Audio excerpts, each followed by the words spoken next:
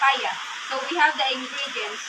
So we have papaya, we have the dishwashing liquid, we have salt, and we have the funnel and the strainer. And also we have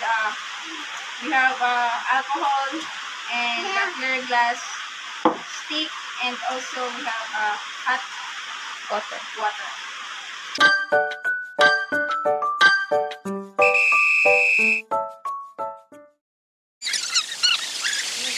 After peeling the papaya, slice and mash the papaya for about a minute.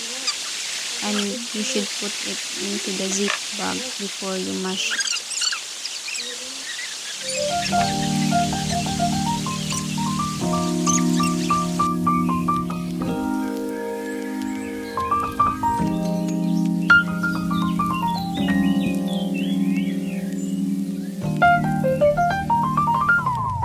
After that, fill a cup with hot water and mix it with salt.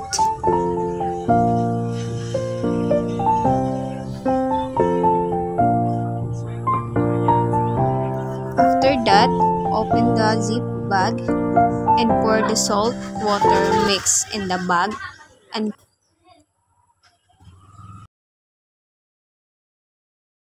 and gently squeeze the bag.